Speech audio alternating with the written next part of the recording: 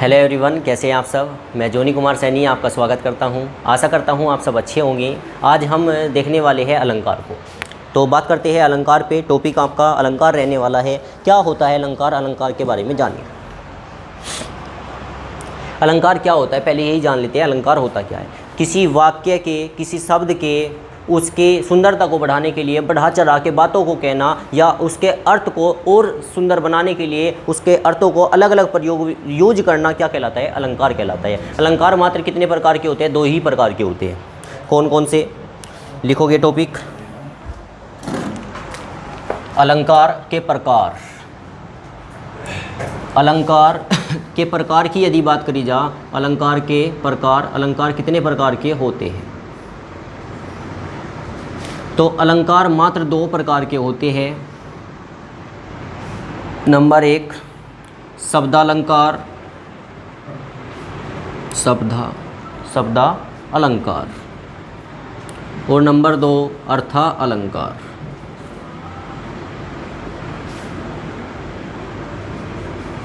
एक बार ये क्वेश्चन पूछा भी गया है एक बारी कि अलंकार कितने प्रकार के होते हैं। बच्चे पढ़ जाते हैं कि अलंकार 6 प्रकार के होते हैं, 7 प्रकार के होते हैं। वैसे मैं बात कर लूँ, अगर इनकी कुल टोटल कितनी संख्या होती है तो इनकी संख्या लगभग 33 से 35 तक होती है। क्वेश्चन पूछे, हाँ जी, आपके अलंकार कितने प्रकार के होते हैं? 33 से 35 प्रकार के होते हैं। लेकिन इनमें से पूछे कितने जाते हैं? 6 से या 7 प्रकार के ही पूछे जाते हैं। तो उन्हीं के बारे में हम बात करेंगे। अब ये 2 प्रकार के होते हैं। 2 प्रकार में कौन कौन से इंपॉर्टेंट है उनके बारे में बात करते हैं। सबसे पहले टॉपिक डाल ले, शब्दा अलंकार। शब्दा अलंकार, अलंकार है।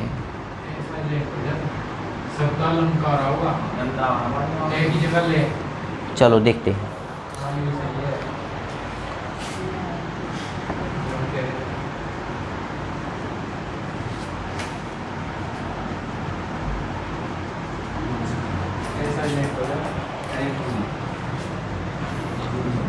शब्द अलंकार हेडिंग डालें जी।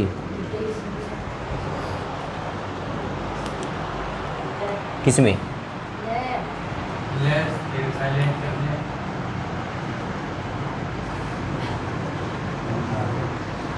चलते हैं। शब्द अलंकार, शब्द अलंकार कितने प्रकार के होते हैं? तो शब्द अलंकार 3 प्रकार के होते हैं। शब्द अलंकार कितने प्रकार के होते हैं? 3 प्रकार के।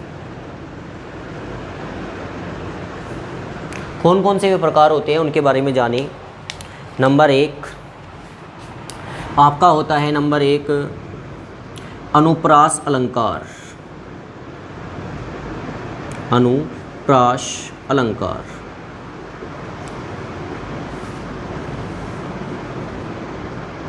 नंबर 2 आपका होता है यमक अलंकार। और नंबर 3 आपका होता है श्लेष अलंकार। अब जानिए, पहले इनके बारे में जान लेते हैं। ये शब्दा अलंकार क्या होता है, अर्थालंकार क्या होता है। शब्द अलंकार की बात करें, जहाँ पर शब्दों के कारण बदलाव होता है, शब्दों के कारण सुंदरता बढ़ती है, वो क्या कहलाता है? वो शब्दा अलंकार कहलाता है। जैसे आपने देखा होगा वीणा वार्णी वर्दे। क्वेश्चन सीधा सीधा पूछा जाता है, वीणा वार्णी वर्दे, बताइए कौन सा अलंकार है? अर्थालंकार है, शब्दालंकार है, दोनों है, इनमें से कोई नहीं। वो बाद की बात है कि ये किस में जा रहा है, यमक अलंकार में जा रहा है कि श्लेष अलंकार में या अनुप्रास अलंकार में। वो तो ये नहीं पूछता, क्योंकि ये तीनों भाग किसके हैं? ये तीनों भाग तो इसके हैं। और ये तीनों भाग है तो फिर ये क्वेश्चन किस में जाना चाहिए? ये जाना चाहिए शब्द अलंकार में। बात समझ आ रही है आपको? जैसे आपसे सीधा सीधा पूछा जाए, मेरे से पूछा जाए कि आप कहाँ के निवासी हो, मैं बाद में बताऊंगा कि मैं यूपी का निवासी हूँ, मैं उससे पहले बोलूँगा मैं भारत का निवासी हूँ। अगर किसी ने मेरे से पूछा गया आपकी नागरिकता क्या है, आप कह सकते हो यूपी के हो। लेकिन अगर उच्च स्तर पे पूछा जाए, आपसे कहा गया कि आपकी नागरिकता क्या है, आपने दिया कि मैं इंडियन हूँ, तो आपका जवाब सही है।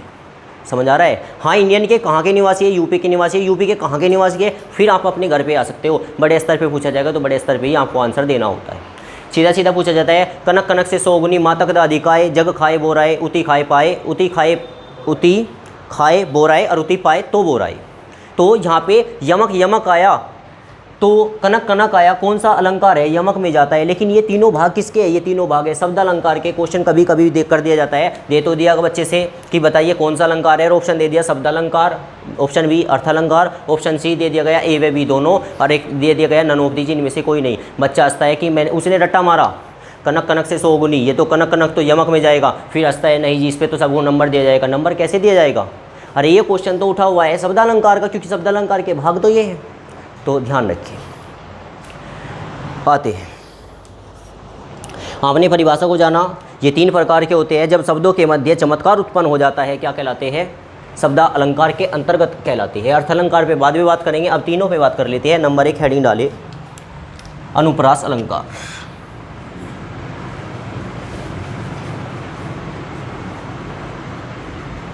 अनुप्रास अलंकार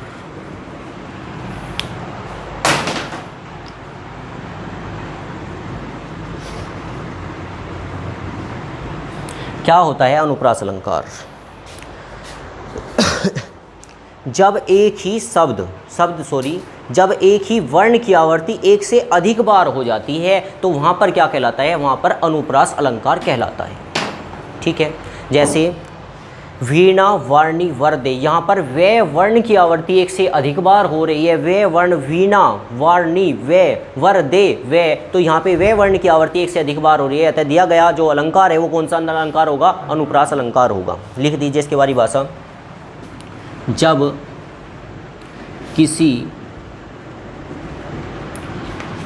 किसी काव्य में एक ही वर्ण एक से अधिक बार प्रयोग किया जाता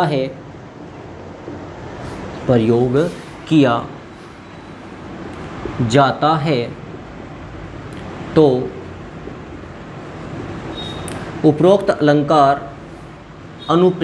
उपरोक्त उदाहरण अनुप्रास अलंकार के अंतर्गत आता है। जैसे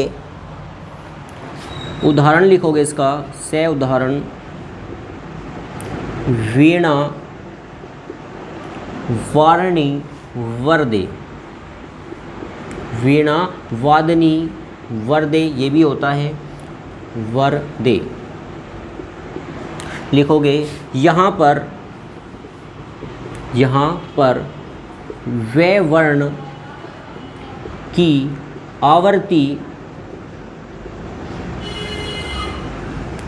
आवर्ती एक से अधिक बार हो रही है,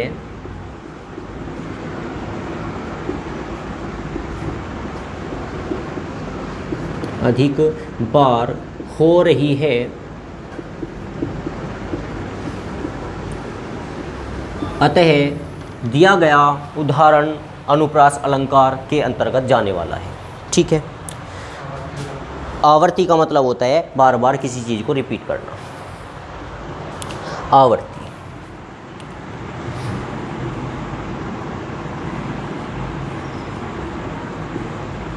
ठीक है, चलते हैं। आपने पढ़ा अनुप्रास अलंकार के बारे में, आपने सीधा सीधा देखो। अब आपको उदाहरण कितने भी दिए, लेकिन आपको ध्यान रखना है कि कोई शब्द रिपीट तो नहीं हो रहा है, एक से अधिक बार रिपीट तो नहीं हो रहा है, उसका अर्थ अलग तो नहीं जा रहा है। क्योंकि एक ये भी होता है कनक कनक, कै वर्ण आ गया, 2 बार आ गया, यहाँ पे 2 शब्द आया, तो ये किस में जाना चाहिए, अनुप्रास अलंकार में, लेकिन वहाँ पे अर्थ अलग हो जाता है। जैसे इसको रख किया जाए भाई, ये आपका अनुप्रास अलंकार हुआ खत्म। आगे चलते हैं। नंबर 2 हेडिंग डालोगे क्या, यमक अलंकार। सबसे प्यारा अलंकार होता है ये यमक अलंकार। सेकंड, और इसकी परिभाषा में ध्यान रहे, क्योंकि कभी कभी परिभाषा भी पूछ ली जाती है। बताइए वह अलंकार क्या कहलाता है जहाँ पर एक वर्ण एक से अधिक बार आता है, क्या कहलाता है, अनुप्रास अलंकार कहलाता है। ध्यान दे, वह अलंकार क्या कहलाता है जहाँ पर एक शब्द एक से अधिक बार आता है, क्या कहलाता है, यमक अलंकार कहलाता है। यमक अलंकार में शब्द पूरा का पूरा लिखा जाता है, कनक कनक, और अनुप्रास अलंकार में वर्ण लिखा जाता है। वीणा एक शब्द है, वाणी एक शब्द है, वरदे अलग शब्द है, लेकिन वे वर्णों की आवर्ती हो रही है तो अनुप्रास अलंकार होगा। शब्दों की आवर्ती होगी तो यमक अलंकार होगा। लिखिए इसके बारे में, जब कोई शब्द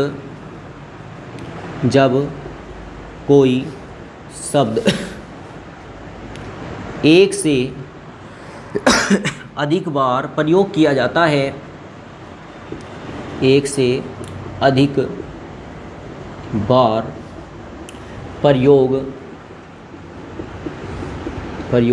किया जाता है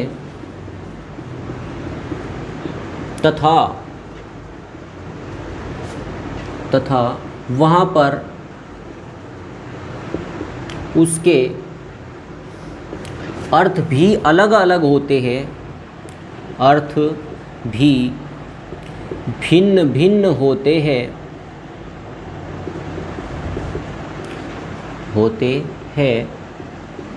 तो उपरोक्त अलंकार यमक अलंकार कहलाता है। उपरोक्त उदाहरण यमक अलंकार कहलाता है।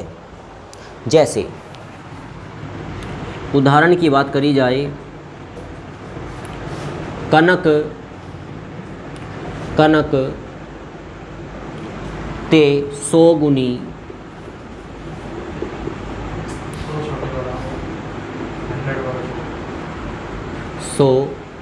गुनी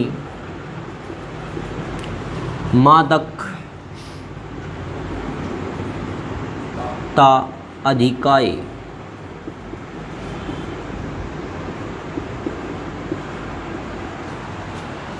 उति पाए बोराए, उति पाए बोराए,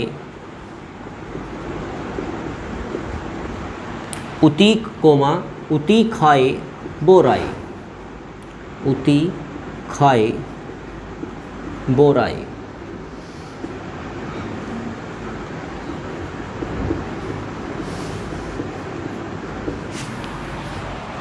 ये रहा इसका एक उदाहरण।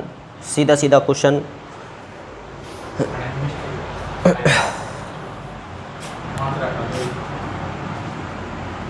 आते हैं। ये इसका एक उदाहरण है जिसकी बात कर लेते हैं। इसका अर्थ क्या है? कनक, यहाँ पे कनक है, 2 वर्ड, एक तो कनक है पहला और दूसरा भी है कनक दूसरा। एक कनक का अर्थ होता है धतूरा और एक कनक का अर्थ होता है सोना। पहले का इसमें होता है सोना और दूसरे का होता है धतूरा। सोना मतलब गहना, सोना जागना एक वर्ड वो होता है, एक होता है सोना गहने की बात कर रहा है। इसका अर्थ निकाल लेते हैं। दोबारा से पढ़े, कनक ते 100 गुनी मातक ता अधिकाय, मातक दा ता अधिकाय, उति पाए बोराए, उति खाए बोराए। कनक ते 100 गुनी मातक ता अधिकाय, अधिकाय मतलब अधिकता होने के अर्थ। कनक, एक कनक का अर्थ है कि सोना, यदि सोना आपको पाया जाता है, पाए उति पाए बोराए, यदि 100 सोना आपको, बहुत सारा सोना किसी मात्रा में, भरपूर मात्रा में आपको सोना पाया जाता है तो सोना पाने वाला व्यक्ति क्या हो जाता है? बोरा जाता है, पगला हो जाता है, पागल हो जाता है। दूसरे कनक का अर्थ है धतूरा। जब धतूरा एक लिमिट से ज़्यादा खा लिया जाता है, लिमिट से ज़्यादा खा लिया जाता है तो क्या हो जाता है? वो खाकर भी उसे पागल हो जाता है। तो यहाँ पे कनक वर्ड एक है, शब्द एक है, लेकिन उनके अर्थ अलग अलग है। अतः उपरोक्त उदाहरण किसका होगा? यमक अलंकार का होगा। ठीक है, नेक्स्ट प्राप्त किया जाए।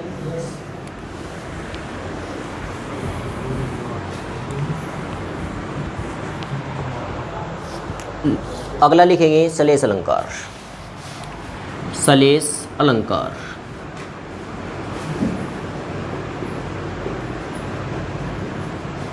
क्या होता है? सलेस अलंकार जहां पर एक ही शब्द अलग अलग अर्थ प्रकट करता है, एक ही अक्षर एक ही शब्द अलग अलग अर्थ देता है, वहाँ पर क्या होता है? वहाँ पर सलेस अलंकार होता है। जैसे फॉर एग्जाम्पल, सुवर्ण को ढूंढत फिरत कभी विभिचारी चोर। सुवर्ण को ढूंढत फिरत कभी विभिचारी चोर। सुवर्ण शब्द एक है, कवि के लिए सुवर्ण होगा सुंदर शब्द, सुंदर वाक्य, सुंदर अक्षर। व्यभिचारी के लिए होगा सुवर्ण सुंदर रूप सुंदर स्त्री, और चोर के लिए होगा सुवर्ण सोना। तो यहाँ पर सुवर्ण शब्द एक है लेकिन उसके अर्थ अलग अलग है, तो उपरोक्त उदाहरण किसका उदाहरण हो जाएगा? सलेस अलंकार का उदाहरण हो जाएगा। लिखेंगे इसके बारे में परिभाषा। जब कोई शब्द एक ही बार आए, एक ही बार आए, परंतु उसके अर्थ अलग अलग हो या भिन्न भिन्न हो, तो उपरोक्त उदाहरण सलेस अलंकार के अंतर्गत आता है। तो वहाँ पर सलेस अलंकार होता है। जैसे उदाहरण लिखोगे, सुवर्ण को ढूंढत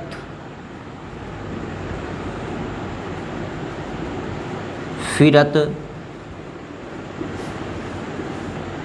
कोमा कवि व्यभिचारी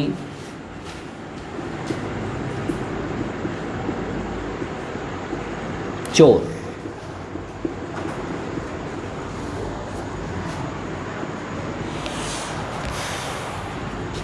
लिखोगे सुवर्ण के लिए, सुवर्ण के लिए अलग अलग प्रयोग किया जाएगा। कवि सुवर्ण को क्या समझेगा? सुंदर अक्षर समझेगा, सुंदर शब्द समझेगा। व्यभिचारी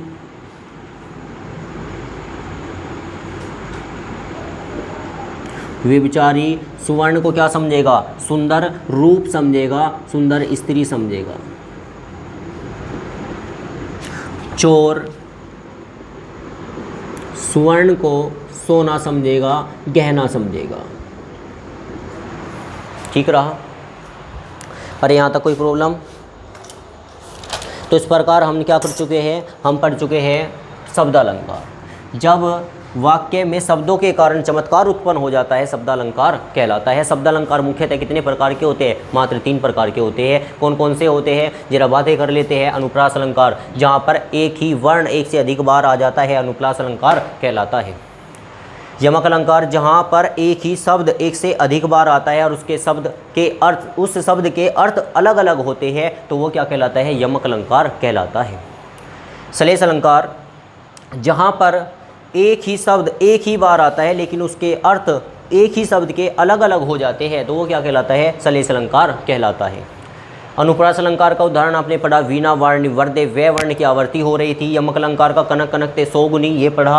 और सलेस अलंकार का आपके सामने है, सुवर्ण को ढूंढत फिरत कवि व्यभिचारी शोर। कवि के लिए होगा सुवर्ण सुंदर अक्षर, कवि के लिए होगा सुवर्ण सुंदर अक्षर, और व्यभिचारी के लिए होगा सुवर्ण सुंदर रूप, और चोर के लिए होगा सुवर्ण सुंदर, सुवर्ण क्या होगा? सोना। नेक्स्ट चल लेते हैं, रख किया जाए। जो खड़क सिंह वाला उदाहरण है, क्या खड़क सिंह वाला उदाहरण उदाहरण बोल के बताओ। खड़क सिंह के खड़कने से खड़कती है। हाँ जी, जैसे ये उदाहरण आता है, खड़क सीख के खड़कने से खड़कती है खिड़कियाँ। खे शब्द नहीं है, खे वर्ण है। खे वर्ण की आवृत्ति एक से अधिक बार हो रही है, तो वो किस में जाने वाला है? अनुप्रास अलंकार में जाने वाला है। जी जी। नेक्स्ट अब हम पढ़ने वाले हैं किसको? अर्थालंकार। हेडिंग डाले अर्था अलंकार। अर्था अलंकार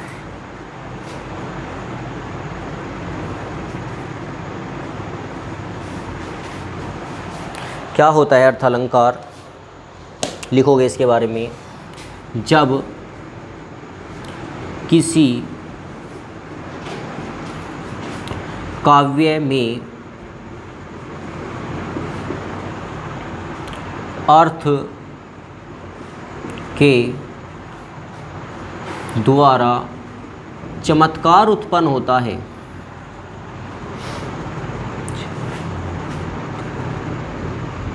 चमत्कार उत्पन्न होता है तो वहाँ पर क्या आ जाता है? अर्था अलंकार आ जाता है। अलंकार उत्पन्न होता है तो वहाँ पर अर्था अलंकार होता है। यह मुख्य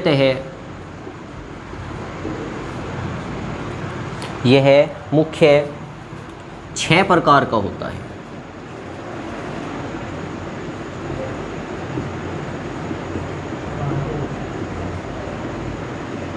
ठीक है, आते हैं कौन कौन से वे प्रकार हैं उनके बारे में जान लीजिए। नंबर 1 उपमा अलंकार, नंबर 2 रूपक अलंकार, नंबर 3 उत्प्रेक्षा अलंकार, नंबर 4 संदेह अलंकार, नंबर 5 आपका भ्रांतिमान अलंकार,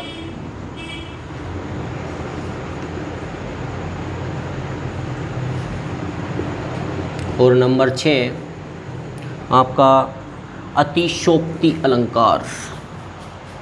नंबर 6 रहेगा आपका अतिशयोक्ति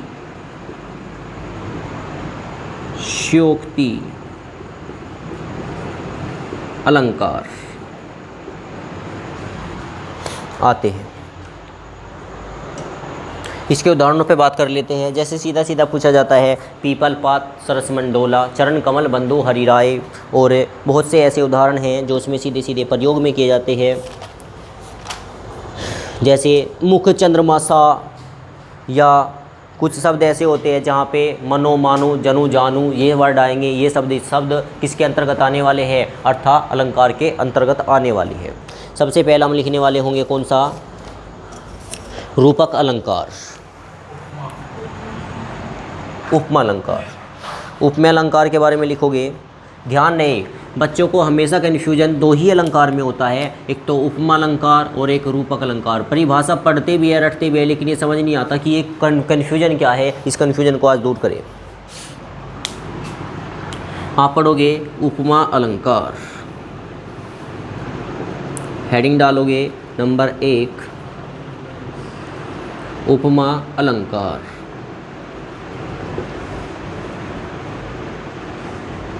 लिखोगे जब किसी वस्तु की तुलना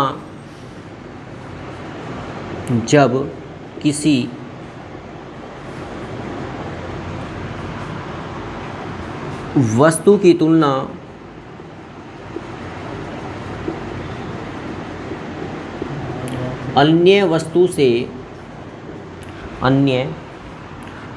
से की जाती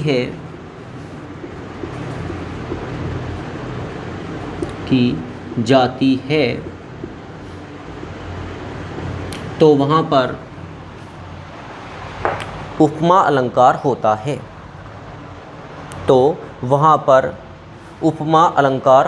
है। जैसे उदाहरण हरिपद कोमल से, हरिपद कोमल कमल से।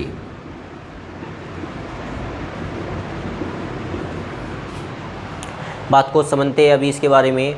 यहाँ पे हरि मतलब प्रभु, भगवान के पदों को, भगवान के पैरों को किसके कोमल माने गए हैं, किसके समान माने गए हैं? कमल के समान माने गए हैं। कमल की भांति कोमल है यहाँ पर माने गए हैं। तुलना की जा रही है, केवल फिक्स नहीं है कि यही है। ठीक है, जहाँ पर केवल तुलना की जाती है। देखो आपको लिखा जब किसी वस्तु की तुलना अन्य वस्तु से की जाती है वहाँ पर क्या होता है?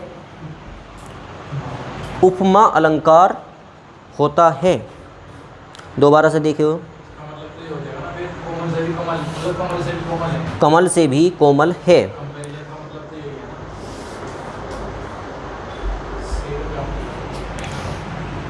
हरिपद कोमल कमल से, कमल के समान कोमल है, ये माना जाएगा इसका। ठीक है, अभी इसके बारे में और बात करते हैं। पहले एक परिभाषा और लिखे आप, रूपक अलंकार, क्योंकि कन्फ्यूजन दोनों में रहता है। रूपक अलंकार,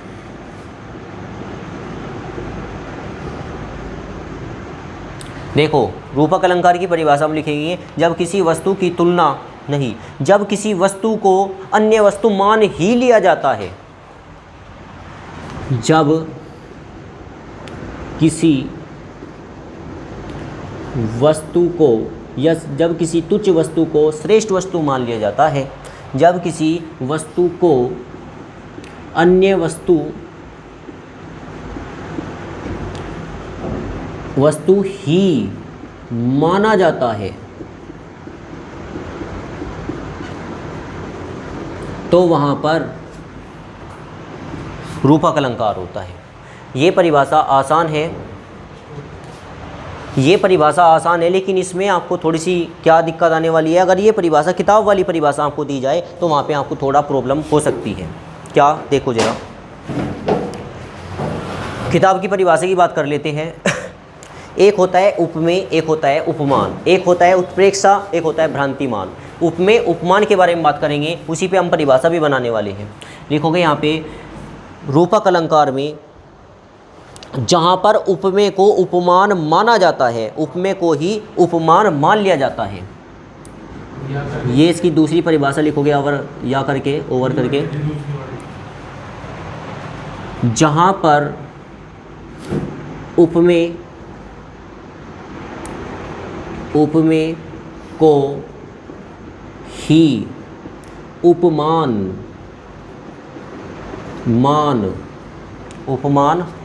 मान लिया जाता है, मान ही लिया जाता है, आप ही जरूर लगाएंगे, इससे एक कन्फ्यूजन दूर होगा। मान ही लिया जाता है,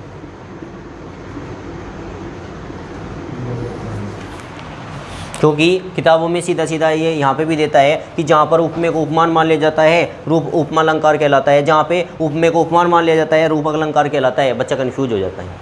ऊपर की परिभाषा भी इसी पे आधारित लिखेंगे, ओवर करके दूसरी परिभाषा लिखे इसकी, जहाँ पर उपमेय को उपमान माना जाता है।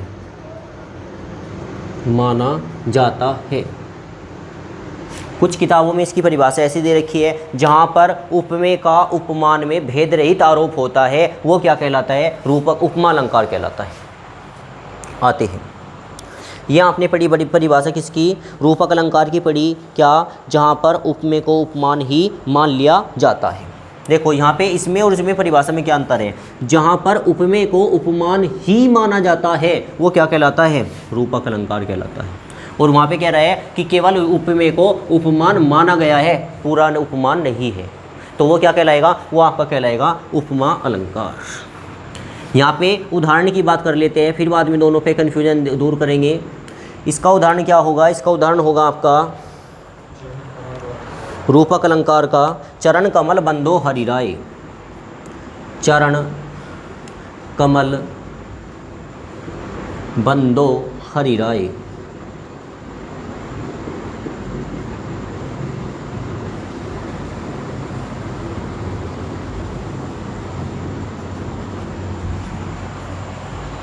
एक इसका उदाहरण और लिखिए, इसका सेकंड उदाहरण भी लिखते चले, जिससे आपका कन्फ्यूजन और दूर हो जाए। पीपल पात सरस मंडोला।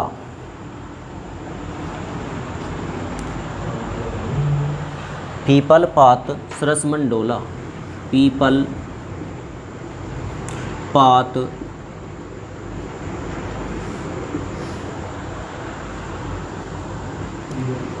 से रेते सरत मंडोला।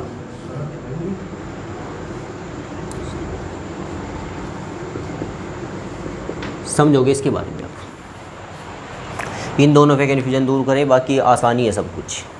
देखो उपमा अलंकार में किसी तुच्छ वस्तु को श्रेष्ठ वस्तु केवल माना जाता है, मानकर तुलना की जाती है तो उपमा अलंकार कहा जाता है। रूपक अलंकार में किसी तुच्छ वस्तु को श्रेष्ठ वस्तु मान ही लिया जाता है, वो क्या कहलाता है? वो कहलाता है आपका रूपक अलंकार कहलाता है। क्या आपको इतनी थोड़ी सी बात समझ आई? एक बार फिर से देखते हैं। जैसे उदाहरण पे बात कर लेते हैं। चरण कमल बंदो हरिराय, हरिपद कोमल कमल से, जहाँ पर से आ जाता है, सा आ जाता है, वो क्या होता है? इनकी पहचान भी होती है, वो क्या कहलाता है? रूपक अलंकार कहलाता है। जैसे पीपल पात सरस मन डोला, यहाँ पे क्या कह रहे हैं कि पीपल के पत्ते के समान मन को डोलता हुआ बताया गया है। जिस प्रकार हवा के बिना पीपल का पत्ता बिना हवा में भी डोलता रहता है, इसी प्रकार मन भी एक ऐसा चंचल है कि बिना किसी मुद्दे के भी डोलता रहता है। आज यहाँ है तो कुछ सेकंड बाद कहीं और होगा, ठीक है। तो यहाँ पे पीपल के पत्ते की भांति मन को डोलना हुआ बताया गया है जी। आगे देखते हैं उदाहरण। जैसे इसकी बात करूं मैं, चरण कमल बंदो हरिराय, यहाँ पे चरणों को, कमल को, चरण को, भगवान के चरण को कमल मानकर ही स्तुति की गई है। चरण कमल बंदो हरिराय, भगवान के चरणों को कमल ही माना गया है, उसके समान ही माना नहीं गया, उसके समान नहीं माना गया। चरण कमल बंदो हरिराय, चरण को कमल ही माना गया है, तब स्तुति की गई, ठीक है। एक उदाहरण और लेते हैं, इसको रफ किया जाए।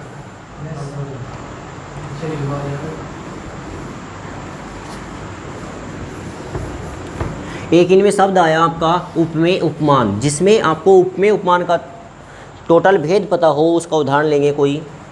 जैसे लेते हैं मुख चंद्रमा के समान सुंदर है। बताइए कौन सा अलंकार होगा? सबसे पहले तो ये उपमा अलंकार होगा कि रूपक अलंकार होगा? रूपक अलंकार होगा। और रूपक अलंकार की परिभाषा क्या होती है? जहाँ माना जाता है या मान लिया जाता है, मान लिया जाता है। यहाँ पे क्या लिखा हुआ है? मुख चंद्रमा के समान, मुख चंद्रमा के समान क्या किया गया है? सुंदर है। मतलब माना गया है कि नहीं माना गया है? यहाँ पे केवल तुलना की जा रही है। किसी स्त्री, किसी अच्छे मनुष्य या किसी भी प्राणी के मुख को चंद्रमा के समान कह रहा है, वो चंद्रमा नहीं कह रहा है। अगर वो कहा होता चंद्रमा तो कोई बात नहीं। अब बात करते हैं मुख चंद्रमा। इसमें अगर मैं बात करूँ तुलना किसकी की जा रही है? ध्यान नहीं, एक शब्द होगा आपका उपमेय। एक तो होता है उपमेय, एक होता है उपमान, एक शब्द होता है आपका साधारण धर्म, और एक लास्ट बचा आपका वो होता है वाचक या वाचक शब्द। ये चारों के चारों शब्द आपको ढूंढने हैं। कभी कभी क्वेश्चन अलंकार से ना देके सीधा सीधा पूछता है, बताइए साधारण धर्म कौन सा है, इसमें साधारण वाक्य कौन सा है, उपमान कौन सा है या उपमेय कौन सा है। देखो इसमें आप पोस्ट में लिखते रहे उपमेय। उपमेय क्या होता है? उपमेय होता है जिसकी तुलना की जाती है, जिसकी तुलना की जाए। उपमान क्या होता है? जिससे की जाए, जिससे तुलना की जाए। और बाकी के दो आप समझ जाओगे जल्दी से ही। जिसकी तुलना की जाती है वो क्या कहलाता है? उपमेय कहलाता है। जैसे पिछला अभी आपने उदाहरण पढ़ा था, पीपल पात सरस मन डोला। पीपल पात, पीपल के समान डोलता हुआ बताया गया है किसको? मन को। तो मन की तुलना किससे की जा रही है? पीपल से। मन क्या होगा वहाँ पे? उपमेय होगा। और पीपल का पत्ता क्या होगा वहाँ पे? उपमान होगा। यहाँ पे आते हैं तुलना किसकी की जा रही है? मुख की। तो मुख शब्द इसमें क्या होगा? उपमेय होगा। तुलना किससे की जा रही है? चंद्रमा मतलब चांद से की जा रही है, तो ये किसका काम करेगा? ये उपमान का काम करेगा। ठीक है। साधारण धर्म और वचन शब्द, इसकी बात कर लेते हैं। जो इसमें आपका साधारण धर्म है वो होगा क्या? वो सुंदर होगा। और वचन शब्द क्या होगा? इसमें समान होगा। कैसे? साधारण धर्म नेचुरल है, जब किसी प्राणी की तुलना किसी श्रेष्ठ वस्तु से की जाती है तो उसे बढ़ा चढ़ाकर ही कहा जाता है। तो चंद्रमुख को चंद्रमा कहा गया तो सुंदर तो जरूर कहा जाएगा। जो सुंदर कहा जाएगा वो साधारण धर्म के अंतर्गत आएगा। वाचन शब्द, उसके समान आप तुलना कर रहे हो तो ये क्या कहलाएगा? ये वाचन शब्द कहलाएगा। इसके साथ ये जोड़ा गया है। ठीक है। तो ध्यान दें, आपको सीधा सीधा एक परिभाषा भी तैयार हो गई। उपमेय किसे कहा जाता है? उपमान किसे कहा जाता है? उपमेय किसे कहा जाता है? उपमेय जिस वस्तु की तुलना की जाती है उसे उपमेय कहा जाता है। जिससे की जाती है वो क्या कहलाता है? उपमान कहलाता है। ठीक है। नेक्स्ट, इसके बाद आपका चलेगा कौन सा भाई जी? उत्प्रेक्ष अलंकार। इसे हटा लेते हैं।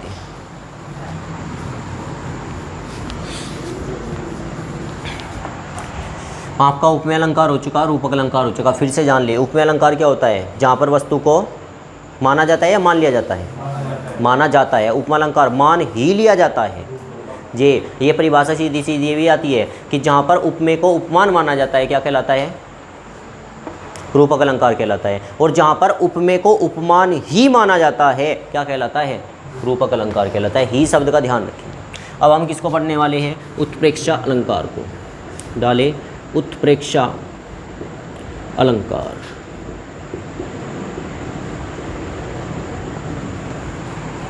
क्या होता है उत्प्रेक्षा अलंकार? जब, क्योंकि अब उपमेय में ही हम बात करने वाले हैं, जब उपमेय में उपमान की संभावना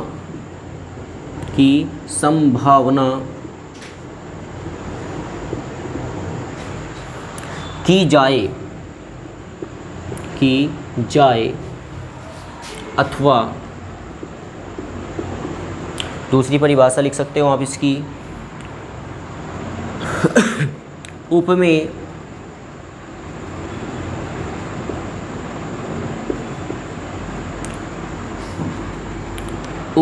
को उपमान मान लिया जाए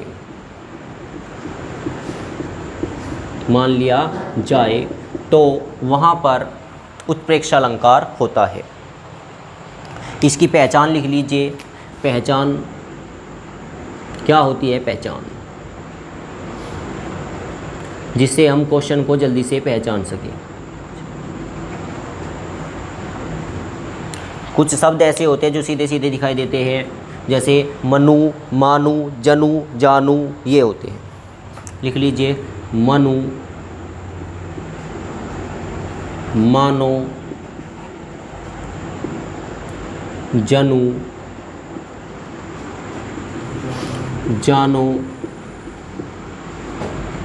मनहु, निश्चय।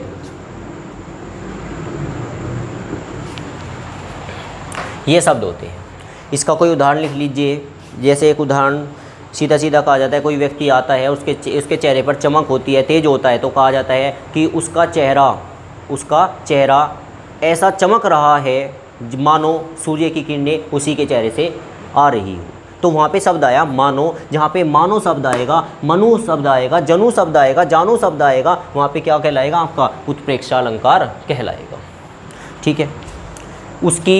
उसके यही कह सकते हैं कि उसकी चरित्र से उसके चरित्र में इतनी शीतलता है कि मानो चंद्रमा में जितनी शीतलता होती है। कैसे? मतलब ये आपके शब्द आएंगे वाक्य के अंतर्गत, तो वहाँ पे कौन सा अलंकार होगा? आपका उत्प्रेक्षा अलंकार। परिभाषा आपकी वही होने वाली है जो आपने इन दोनों में पढ़ी है। नेक्स्ट, अब ये आपका हो चुका। कौन सा पढ़ोगे आप? नंबर 4 संदेह अलंकार। संदेह अलंकार जैसे आपको दिख ही रहा है नाम से ही, संदेह का मतलब क्या होता है? शक करना। मतलब अगर अदालत किसी व्यक्ति को मुजरिम करार कर देती है तो वो फाइनल हुआ, लेकिन अगर उसे शक के दायरे में रखा जाता है तो उस पर कार्रवाई की जाती है। शक करना केवल क्या कहलाता है? संदेह अलंकार कहलाता है। जैसे लिखोगे, जहाँ परिभाषा लिखिए इसकी, जहाँ उपमेय और उपमान के बीच समानता की अधिकता होती है, की अधिकता होती है,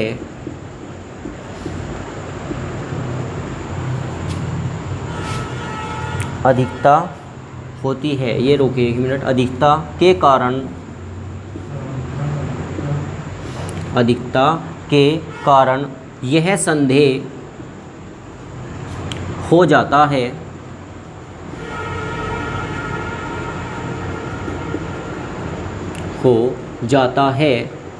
तो वहाँ पर संदेह अलंकार होता है।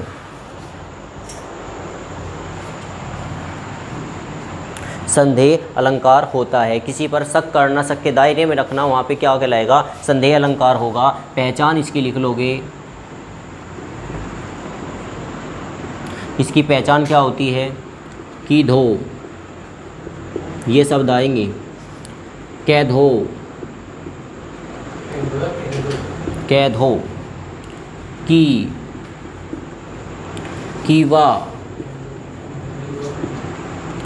वाह,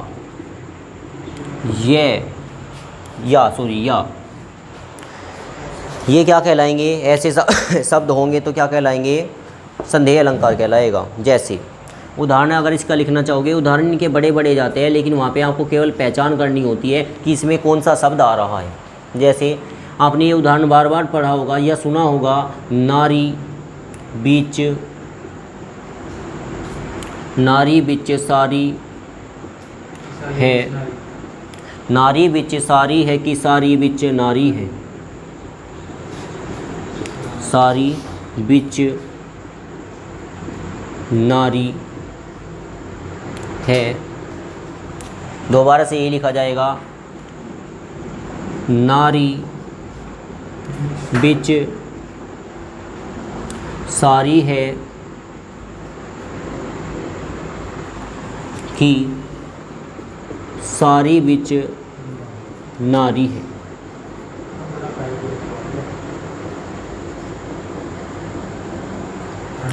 तो देखिए इस उदाहरण में सीधा सीधा दिखाई देगा आपको, उदाहरण यहाँ से यहाँ तक, ये ना सोचिए कि डबल बार लिखा गया है। अगर उदाहरण ऐसा आएगा तो 2 ही बार लिखा आपको मिलेगा। क्या उदाहरण है? बड़ा प्यारा सा उदाहरण है, नारी बिच सारी है कि सारी बिच नारी है। यहाँ पे आपको क्या हो रहा है? केवल संदेह हो रहा है कि नारियों के बीच सारी है या सारियों के बीच नारी है। तो यहाँ पे आपको संदेह हो रहा है। संदेह का मतलब आप दोष उत्पन्न नहीं कर सकते, आप केवल संदेह कर रहे हो, तो वहाँ पे क्या कहलाएगा? संदेह अलंकार कहलाएगा। ठीक है, इसके बाद कौन सा पद पढ़ने वाले हो आप? भ्रांतिमान। जी हाँ बिल्कुल, भ्रांतिमान अलंकार, इसे रफ करो भाई।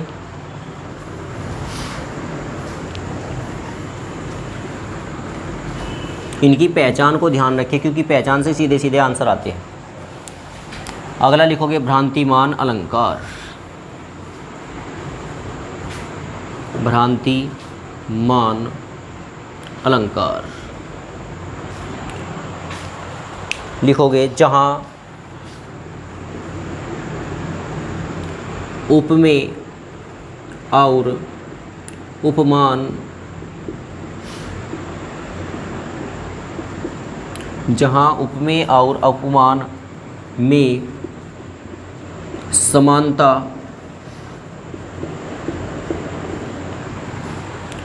की अधिकता होती है,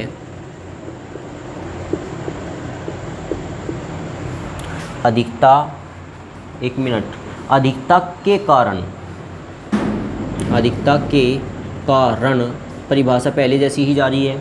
अधिकता के कारण यह भ्रम हो जाता है, देखो यहाँ पे चेंज हुआ है, भ्रम हो जाता है कि यह उपमेय है, उपमेय है या उपमान है।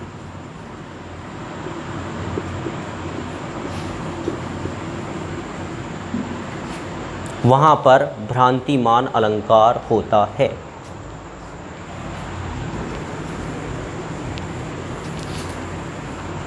देखो इससे पहली परिभाषा क्या थी, बिल्कुल यहाँ तक सेम थी, जहाँ पर उपमेय को उपमान में समानता की अधिकता पाई जाती है, अधिकता के कारण संदेह उत्पन्न हो जाता है, वहाँ पर संदेह अलंकार कहलाता है। यहाँ पे क्या कह रहा, अधिकता के कारण भ्रम हो जाता है। भ्रम का मतलब क्या होता है, भ्रम मतलब गलती महसूस कर लेना या झूठ समझ लेना, झूठ को सच समझ लेना। भ्रम का मतलब होता है क्या, भूल कर देना। क्या कहलाता है, भ्रम हो जाता है तो क्या कहलाता है, वो भ्रांतिमान अलंकार कहलाता है। उपमेय को उपमान माना जाता है, जिसको ये बात समझ आ रही है वो सब कुछ कर जाएगा। उपमेय को क्या मान लिया जाता है, उपमेय मतलब ये पहचान नहीं कर पाता कि उपमेय है कि उपमान है। उपमेय मतलब कुछ तुच्छ चीज़, कोई छोटी वस्तु किसी बड़ी वस्तु से, या एक वस्तु को अन्य वस्तु मान लेना, ये क्या कहलाता है, ये कहलाता है भ्रांतिमान अलंकार। जैसे परिभाषा से आपको क्लियर नहीं हुआ, उदाहरण से हो सकता है। जैसे भ्रांति का मतलब होता है झूठ समझ लेना, झूठ को सच समझ लेना। भ्रांतिमान अलंकार जैसे रस्सी को सांप समझ लेना, रस्सी भी ऐसी होती है, सांप भी ऐसा होता है। रस्सी को हमने माना सांप है तो 1 फुट 1 मीटर दूर से जाएंगे, 1 मीटर दूर से घूम कर जाएंगे कि वहाँ पे तो सांप पड़ा हुआ है, जबकि वहाँ पे सांप नहीं था। क्या था, रस्सी। रस्सी क्या थी, उपमेय। आपने क्या मान लिया, उपमान मान लिया, तो वहाँ पे क्या हो गया, भ्रांतिमान अलंकार हो गया। समझ आया आपको। नेक्स्ट, जैसे इसका उदाहरण लिखे, उदाहरण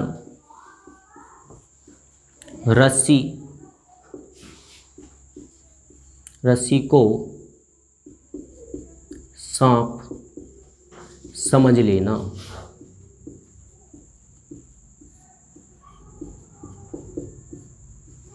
नेक्स्ट, उदाहरण नंबर 2, ये बड़ा आनंदमय उदाहरण होगा। पिसे नमक, पिसे नमक को खांड समझकर फंका मार लेना, समझकर उसने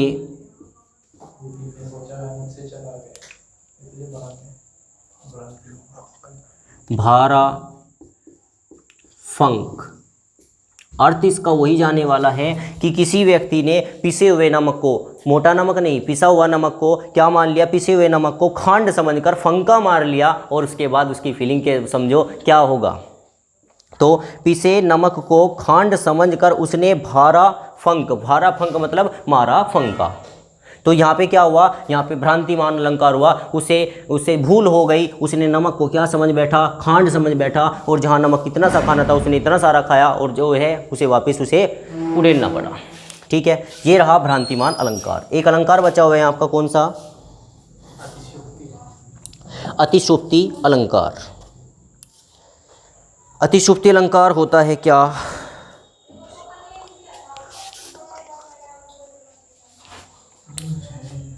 इसे हटा लीजिए।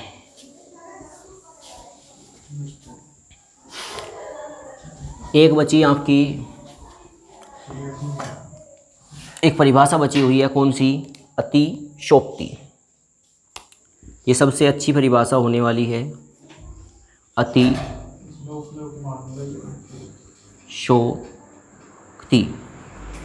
अतिशयोक्ति अलंकार क्या होता है, अतिशयोक्ति अलंकार।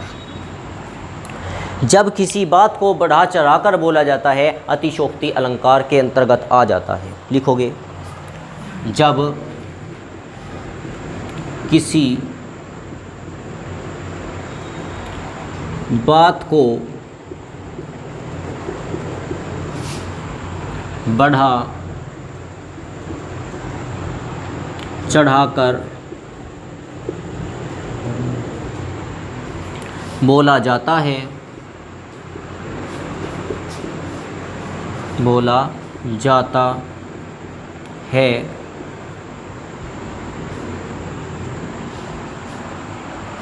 तो वहाँ पर अतिशयोक्ति अलंकार होता है। उदाहरण लिखेंगे इसका।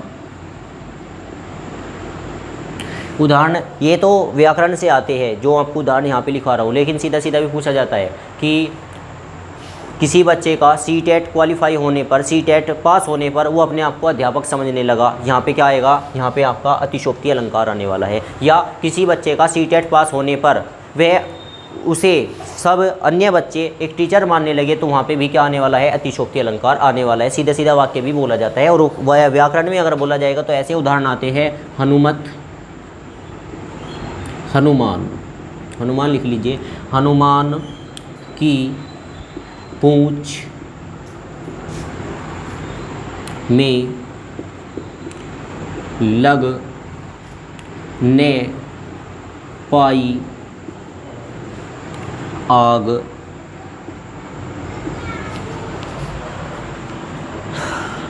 लंका सारी जल गई, गए निशाचर, निशाचर का अर्थ होगा राक्षस, निशाचर भाग। नीचे भी है, इसका इतना ही वाक्य आता है। ये आप देख सकते हो, बड़े बड़े जो एक पेज पर क्वेश्चन आते हैं वहाँ पे सीधा सीधा होता है, वहाँ पे एक ही आंसर लगाना होता है, अतिशयोक्ति। देख लो साकेत नगरी है, ये ही स्वर्ग से मिलने गगन में जा रही। इसके अर्थ की बात कर लेते हैं। दोबारा से पढ़ देता हूँ। हनुमत की पूंछ में लग न पाई आग, हनुमान जी की पूंछ में लग नहीं पाई आग, लंका सारी जल गई, गए निशाचर भाग। देख लो साकेत नगरी, साकेत मतलब स्वर्ण की नगरी, ये ही स्वर्ग से मिलने गगन में जा रही है आज।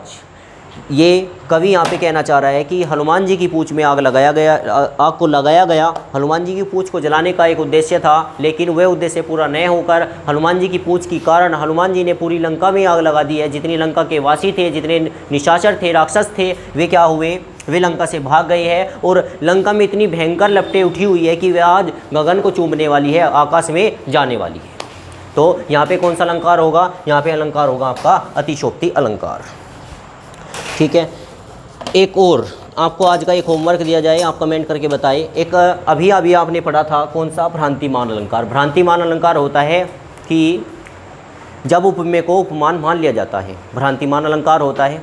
जैसे रस्सी को सांप समझ लेना, ये भ्रांतिमान अलंकार होता है। लेकिन रस्सी को सांप समझकर वो प्रतिक्रिया कर देना कौन सा अलंकार होता है, ये आपको क्वेश्चन का आंसर मुझे कमेंट करके बताना होगा। वापिस सुन लीजिए।